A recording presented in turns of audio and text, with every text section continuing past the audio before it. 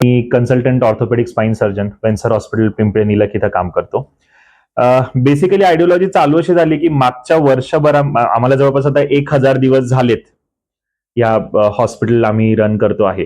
याच्यामध्ये जेव्हा आम्ही आमचा डेटाबेस बघितला की ठीक आहे 1000 दिवस झालेत मान्य आहे, पण आता याच्या पुढे काय, याच्या पुढे आपण आता काहीतरी अजून वेगळं केलं पाहिजे. तर आम्ही जेव्हा आमचा डेटाबेस बघितला त्याच्यामध्ये एक अंदाज आला की साधारण 42% लोक हे जिरियाट्रिक पॉप्युलेशन मध्ये आहे, म्हणजे वय वर्ष 65च्या पुढे.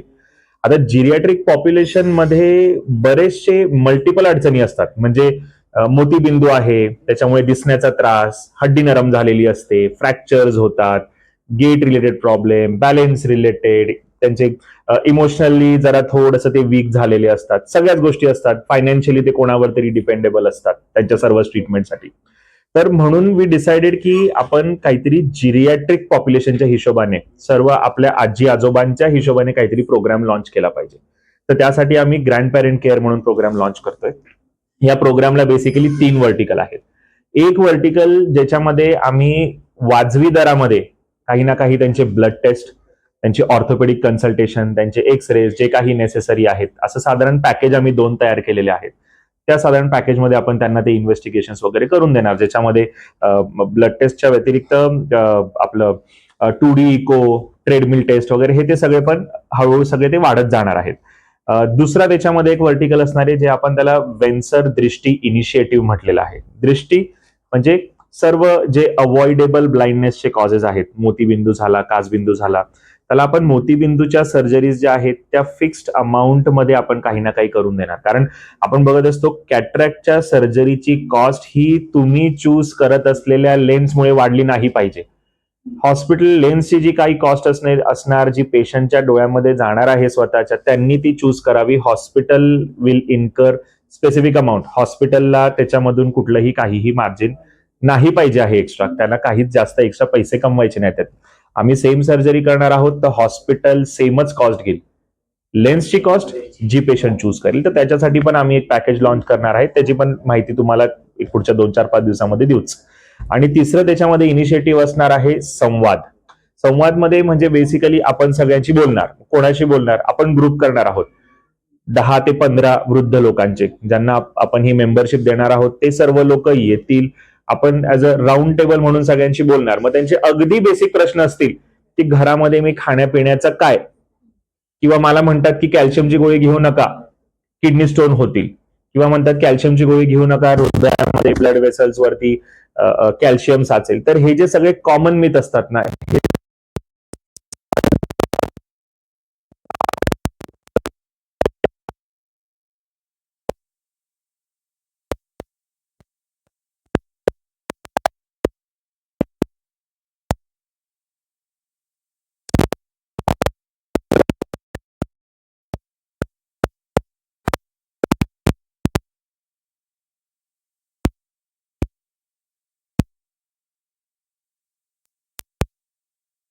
कारण आता ही पॉप्युलेशन पुढे इंडियामध्ये वाढायला लागली.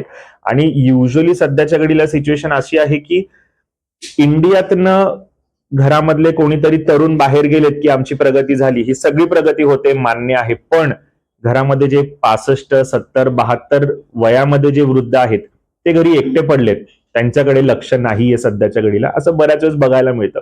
त्याच्यामुळे प्रामुख्याने त्यांना या गोष्टीची मदत व्हावी की जरी त्यांची मुलं US UK मध्ये असले तरी तुम्ही तिथं आहात, पण तुमची काळजी घ्यायला आम्ही इथं आहोत हे त्यांना समजलं पाहिजे. तर त्यासाठी आपण हा प्रोग्राम लॉन्च करतोय. नमस्कार, मी डॉक्टर शरून शितोळे. मी एक कन्सल्टंट ऑफ्थॅल्मॉलॉजिस्ट आय स्पेशलिस्ट आहे आणि मी वेन्सर हॉस्पिटल पिंपळे निलख इथली मॅनेजिंग डायरेक्टर पण आहे. हॉस्पिटल हे पिंपळे निलख मध्ये असलेलं एक 100 बेडेड मल्टी स्पेशालिटी हॉस्पिटल आहे. तुम्ही म्हटला की 1000 दिवस तुमचे पूर्ण झाले, काय इनिशिएटिव्ह होते आणि कसे हे 1000 दिवस तुमचे पूर्ण झाले आणि काय तुमच्या USP?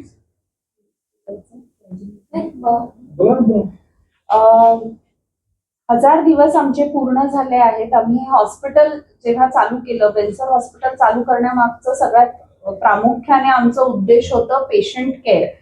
अफोर्डेबल पेशंट केअर आणि गुड पेशंट केअर, ज्याच्यामध्ये आम्ही सगळ्या प्रकारच्या सुविधा, सगळ्या प्रकारच्या अत्याधुनिक ट्रीटमेंट आणि सुविधा पेशंटला अफोर्डेबल कॉस्टमध्ये देऊ शकू, अशा उद्देशाने हॉस्पिटल आम्ही चालू केलं.